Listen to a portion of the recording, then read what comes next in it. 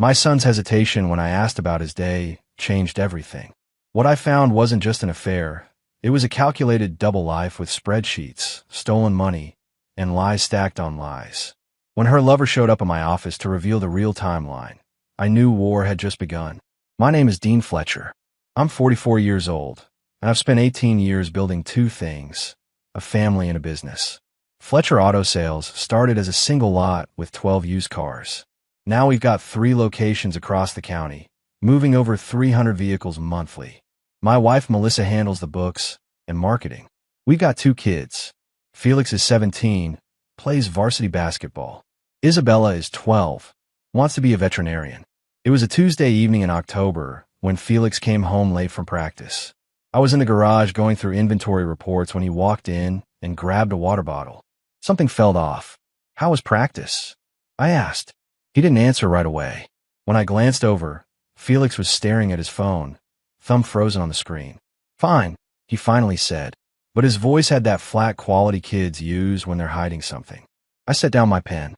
"You sure about that?" Felix looked at me with something I'd never seen before. Conflict. Like he was trying to solve an equation with no right answer. "Dad, if you knew something that might hurt someone you love, would you tell them?" My chest tightened. "Depends on what we're talking about, son." He picked at his water bottle label. "It's probably nothing." I'm not even sure what I saw. "What did you see?" Felix looked toward the house, then back. "I left practice early yesterday and stopped by Mom's office to see if she wanted lunch. She wasn't there, but her car was in the lot. I walked around back by the detailing bay, and I saw her sitting in a black Mercedes from the luxury lot. She wasn't alone. The air felt thicker. Who was she with? Some guy in a suit. They were just talking, but she was laughing. Really laughing. The way she used to laugh at your jokes on road trips." Felix met my eyes. Then she touched his arm, "Dad." Not like a business touch. He leaned in close, and she pushed his shoulder playfully. It felt wrong. I wanted to tell him he was reading too much into it. That his mother was a professional who knew how to close deals. But the word stuck because some instinct recognized the truth in what he described. "Did she see you?" "No. I left before they noticed." I put my hand on his shoulder. "Your mom loves this family.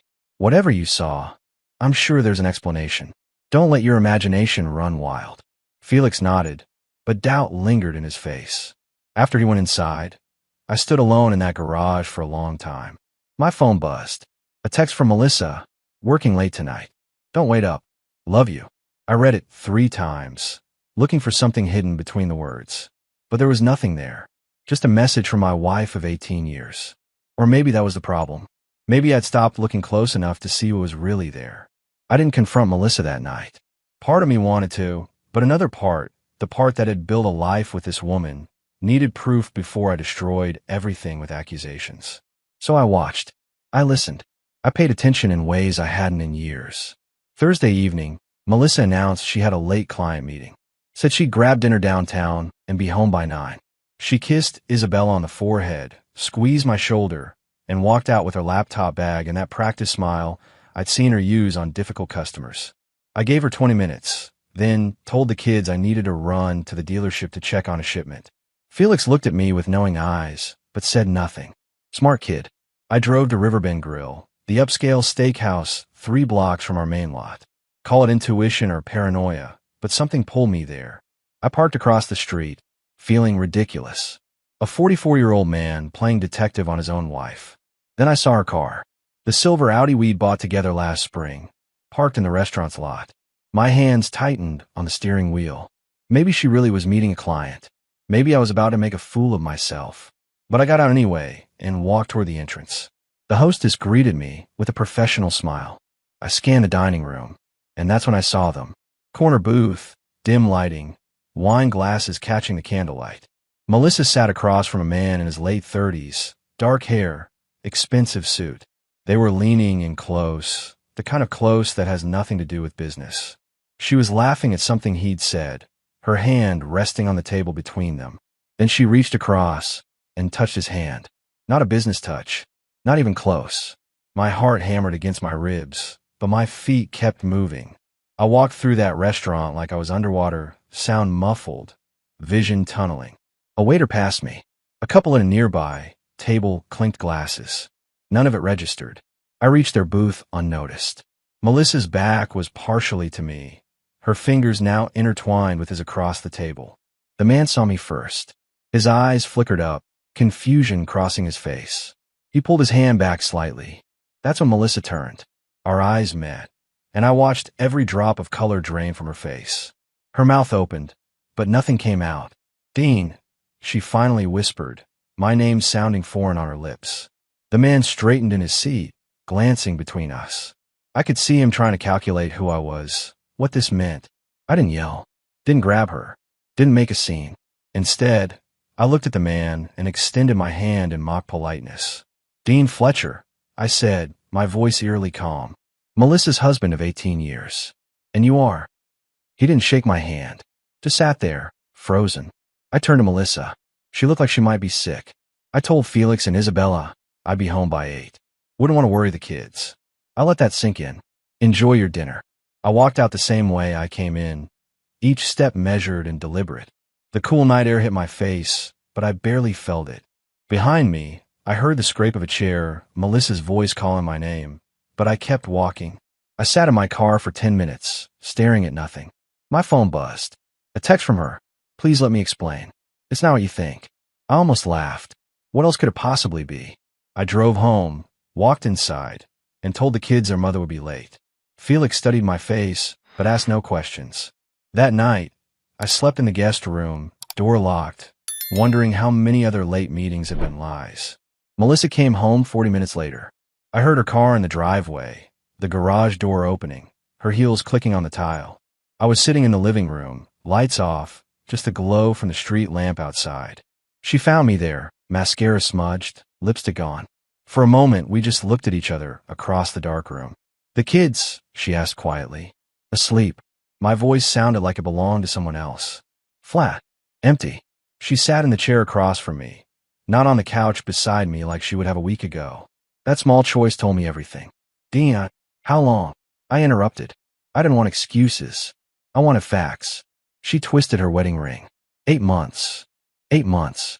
I'd celebrated our anniversary 5 months ago, planned a surprise dinner, told her I loved her. She'd smiled and said it back. And the whole time she'd been carrying this secret. "Who is he?" "Edwin Grimm. He's a regional manager for Lexus Corporate. We met at that dealer conference in Phoenix last March." She looked at her hands. "It just happened, Dean. I didn't plan it. Nothing just happens, Melissa. You made choices. 8 months of choices." A tear rolled down her cheek. "You don't understand the pressure I've been under. The business, the kids. You're always so focused on expansion and numbers. When was the last time you looked at me? Really looked at me?" I stood up, anger finally breaking through. "Don't you dare make this about me, not paying enough attention. You want to know when I last really looked at you? Every morning when I made you coffee. Every night when I asked about your day. I looked. You just stopped seeing me. That's not fair." "Fair." I laughed bitterly. "You've been sleeping with another man for 8 months, while I've been building a future for our family. Don't talk to me about fair." She stood too, defensive now. I tried to end it. Multiple times. "But he makes me feel things I haven't felt in years." "Then maybe you should be with him," I said coldly. "Because I'm done being the convenient husband while you figure out what you want." Her eyes widened. "Dean, no. I love you. I love our family. You love the idea of our family. The comfortable life, the successful business, the nice house. But love? Real love doesn't sneak around for 8 months." I walked toward the stairs, then stopped. "I want you out of here tomorrow. Stay with your sister, get a hotel, I don't care. But I need space, and so do the kids. You can't kick me out of my own house." "Watch me." "And Melissa? I'm calling our lawyer in the morning. You want to keep playing games? We'll play in court." I went upstairs, locked myself in the guest room, and for the first time since I found them together, I let myself break.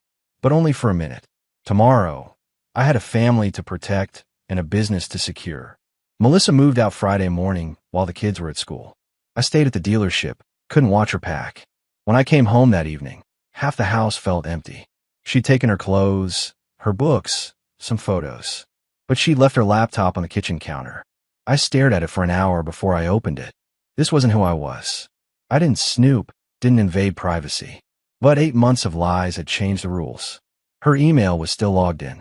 I found a folder labeled conference materials. Inside were subfolders by date. I clicked on Phoenix, March 2024. Photos loaded. Dozens of them. Melissa and Edwin at a hotel bar. At a rooftop pool. In a hotel room. Her in a robe, smiling at the camera with a look I hadn't seen in years.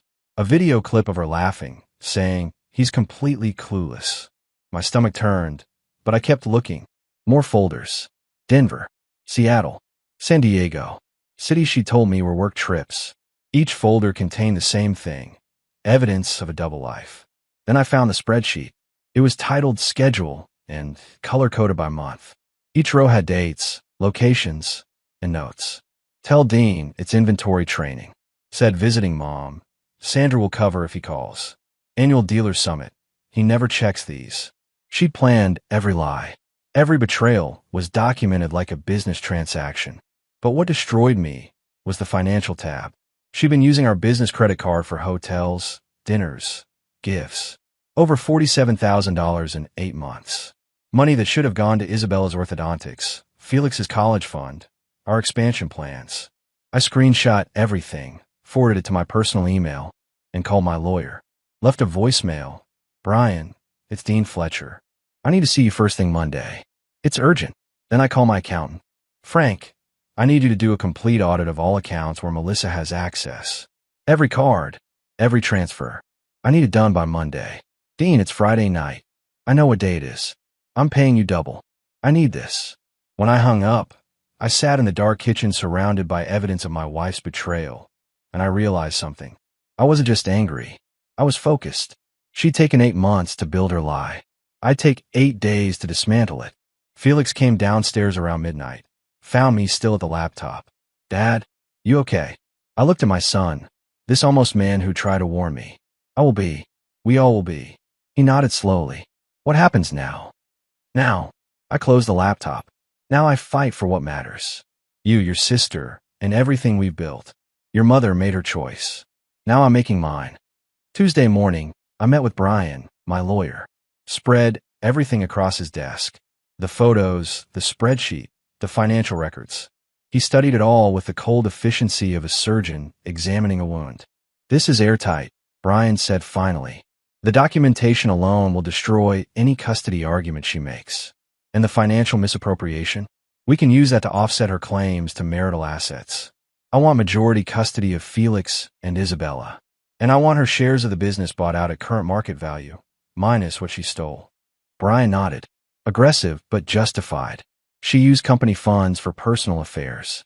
That's embezzlement in a family business context. He looked up. "You ready for this to get ugly? Because she will fight back. Let her fight. I've got truth on my side." That afternoon, Melissa called. Not me directly, but she left a voicemail. Her voice shook with what I assumed she wanted me to believe was remorse. "Dean, please. The kids need both parents. I made a mistake, but don't punish Felix and Isabella for my failure. We can work through this. Marriage counseling, therapy, whatever it takes. Just don't do this to our family."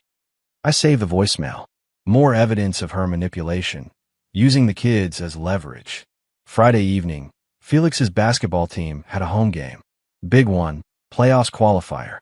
I sat in the bleachers with Isabella beside me, watching my son drain 3-pointers like his life depended on it. Halfway through the second quarter, Melissa walked in. She wasn't alone.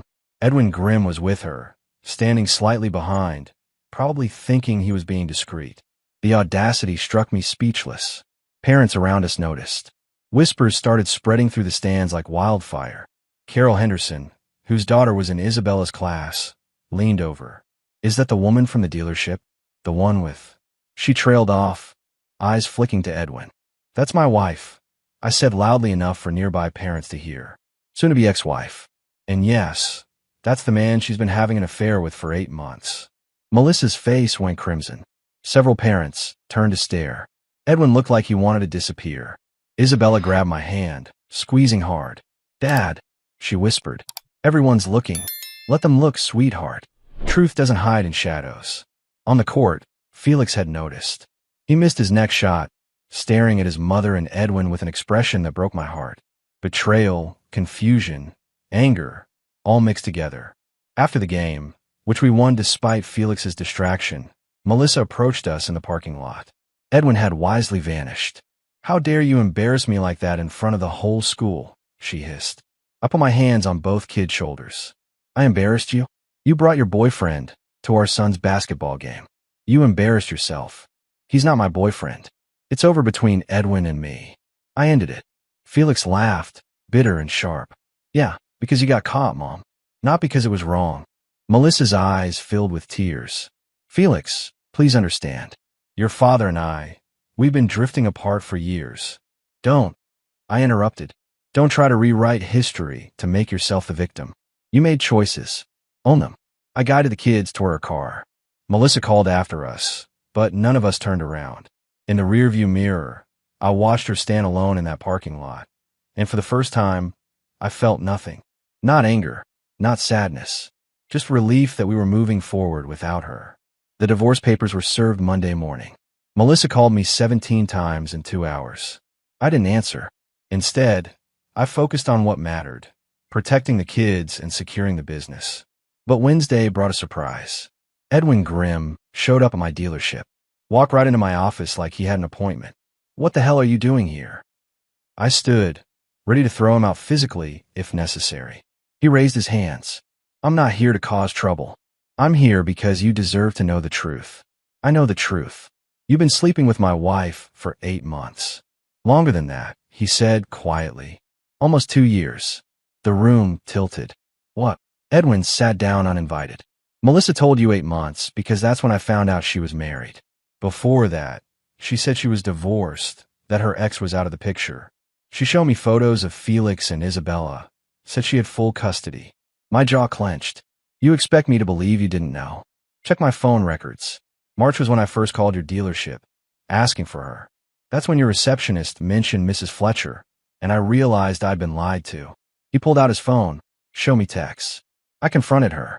She begged me not to end it, said her marriage was dead anyway, that she was planning to leave you. I read the texts. They supported his story.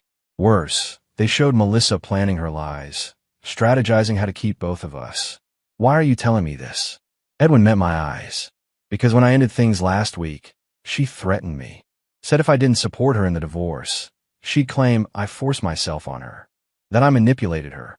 He handed me a flash drive. This is everything. All our communications, recordings of conversations where she admitted lying to both of us. I'm not a homewrecker, Mr. Fletcher.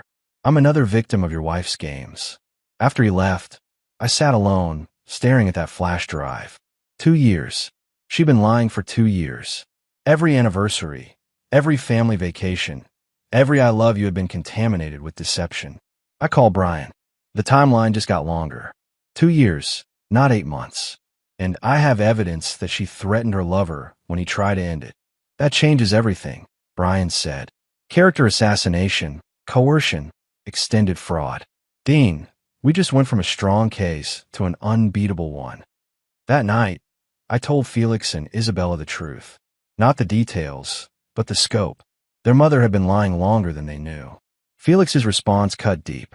I feel like I don't even know her anymore. Isabella cried into my shoulder. Why would she do this to us? I held them both, these kids who deserve better. Sometimes people make choices we'll never understand. But what matters now is that we're together, and we're going to be okay. Later, alone in my room, I finally let myself acknowledge the full weight of it. 2 years of my life, stolen by someone I trusted completely. But I wasn't broken. I was forged harder. And tomorrow, I'd use that strength to build something better. I'd been avoiding this conversation for 2 weeks, but it couldn't wait any longer. Sunday dinner at my parents' house had been a tradition for 20 years. Missing it would raise questions I wasn't ready to answer over the phone. I brought Felix and Isabella. Didn't tell my parents about Melissa's absence until we were sitting at the table, pot roast going cold while I explained why their daughter-in-law wouldn't be joining us anymore. My father, Robert Fletcher, built the first dealership from nothing. Tough as nails, old school values. He set down his fork carefully when I told him about the affair, the lies, the stolen money. 2 years. His voice was quiet, dangerous. She stole from the family business for 2 years. And lied to everyone. I confirmed. Used company funds for hotels, gifts, trips. $47,000. My mother, Catherine, pressed her napkin to her mouth. Those poor babies. Felix, Isabella, I'm so sorry you're going through this. Felix shrugged, trying to look tough. We're okay, Grandma. Dad stood up, walked to the window, hands clasped behind his back. What's your plan, son? Full custody. Buy her out of the business at market value minus what she embezzled. Move forward. He turned around. You need help? Financial, legal, anything. I've got it handled, but I need something else. I looked at both parents. I need you to be there for Felix and Isabella. They're going to have questions I can't answer. About why people cheat, why marriages fail, why their mother chose this path. Mom came around the table, hugged both kids. We're not going anywhere. You're Fletchers. We take care of our own.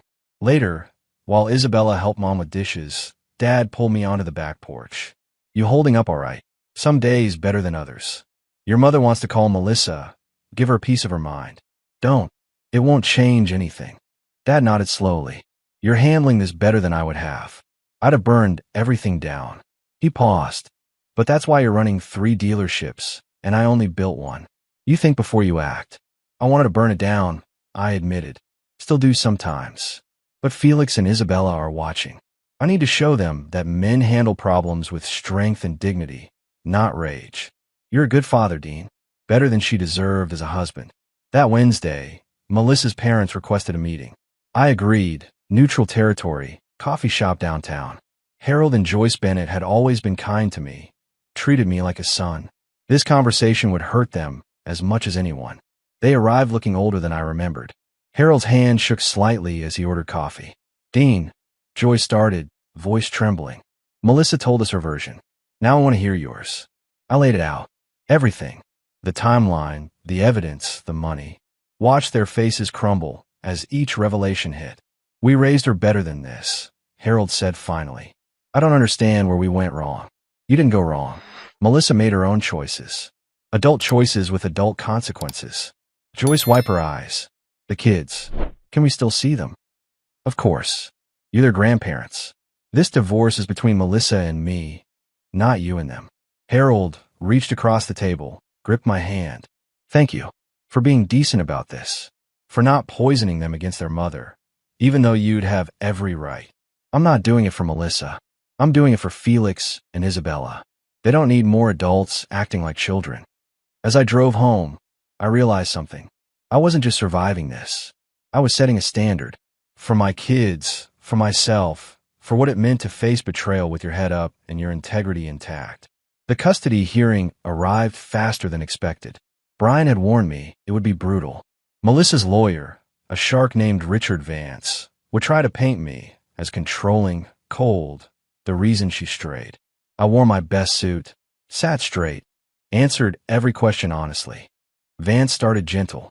Mr. Fletcher, would you say you're an attentive husband? I was. Made breakfast, planned anniversaries, supported her career. And yet your wife felt neglected enough to seek comfort elsewhere. Doesn't that suggest some failure on your part? Brian objected. The judge sustained it. But the seed was planted. Then came Melissa's testimony. She cried on cue, talked about feeling invisible, about my focus on business over family, about Edwin, making her feel valued. I'm not proud of what I did, she said, dabbing her eyes. But I was drowning, and Dean never noticed. Brian's cross-examination was surgical. Mrs. Fletcher, you mentioned feeling invisible. Yet bank records show your husband bought you gifts regularly, planned trips, attended every school function for your children. Could you explain what you mean by invisible? She stammered. It's not about things. It's about emotional connection. I see. And stealing $47,000 from the family business. Was that about emotional connection too? I didn't steal. I used our money. Company money. For personal affairs. With a man who wasn't your husband. For 2 years. Brian let that hang. How exactly does embezzlement constitute seeking emotional connection? The judge watched Melissa carefully. I could see the calculation in his eyes. Then Felix testified. At 17, he could choose which parent to address directly. He chose me. My dad has been there for every game, every concert, every time I needed someone. Mom was there too, physically. But looking back, I realized she was always somewhere else in her head. Always on her phone, always planning the next thing. Dad was present. Isabella's testimony destroyed me. At 12, She was still young enough to cry without shame. I just want my dad, she sobbed. I love my mom, but I don't trust her anymore. She lied to all of us. The judge called a recess. In the hallway, Melissa tried to approach the kids. Felix stepped between them. Don't, he said firmly. You've done enough. When court resumed, the judge delivered his ruling.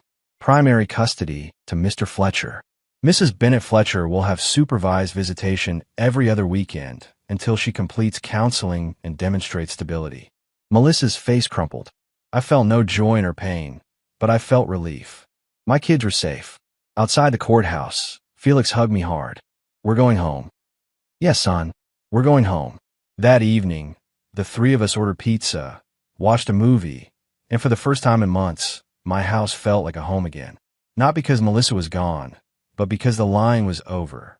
Truth, even painful truth, made better foundations than beautiful lies. 3 months after the divorce finalized, I stood in what used to be our bedroom, now just mine, packing the last of Melissa's things she'd never collected. Photos, books, a jewelry box she'd left behind. I boxed it all, no emotion attached anymore. Felix knocked on the doorframe. Need help? Almost done. You heading to practice? In a bit. He sat on the bed. Dad, can I ask you something? Always. Do you think you'll ever trust someone again? Like, date, or whatever? I set down the box, sat beside him. Honestly, I don't know. Right now, I'm focused on you, Isabella, and the business. That's enough. But you're only 44. That's not old. I smiled. Thanks for that. I'm serious. You deserve someone who won't lie to you. Someone who sees what we see. What do we see? A good man. A great dad. Someone worth being loyal to. Felix stood up. Mom's an idiot for throwing that away. After he left, I sat with those words. Maybe someday I'd be ready. But not today. The business, though, that was thriving. With Melissa bought out, I'd restructured everything. Promoted Tom Sanders, our best sales manager, to partner. He brought fresh energy and ideas without the baggage of betrayal. Our numbers climbed. February broke records. March exceeded February. By April, we'd expanded into a 4th location. My father visited the new lot opening day. Walked through, nodding approval. You've done good, son. Built something real here. We built it together, Dad. You gave me the foundation. I gave you a lot and a dream. You made an empire. He clapped my shoulder. And you did it while keeping your family intact. That's the real achievement. Isabella's spring concert came around. She had a violin solo, something she'd been practicing for months. I sat front row, recording on my phone. Melissa sat in the back, having driven in for her supervised visitation weekend. When Isabella played, the whole auditorium went silent. My little girl, pouring her heart into that instrument, creating something beautiful from all the chaos we'd been through. Afterward, she ran me first. Did I do okay? You were perfect. Melissa approached hesitantly. Bella, you were wonderful. Isabella hugged her mother, brief but genuine. Progress. Small, painful progress. That night, putting Isabella to bed, she asked the question I'd been dreading. Dad, do you still love Mom? I chose my words carefully. I love who she was when we first met, who I thought she was. But the person she became, that person hurt us too badly. So you can stop loving someone. Not completely, but you can love them differently. From a distance, with boundaries that protect you. She nodded, processing. I think I understand. It's okay if you don't. Love is complicated, even for adults. As I closed her door, I realized something. I wasn't angry anymore. Wasn't bitter. I'd moved through grief into acceptance, and on the other side was peace. The kind of peace that comes from knowing you handled something terrible with grace. 14 months after that night at Riverbend Grill, I sat in my office reviewing quarterly reports. Fletcher Auto Sales had become Fletcher Automotive Group. For locations, 60 employees, partnerships with 5 major manufacturers. Brian called with news.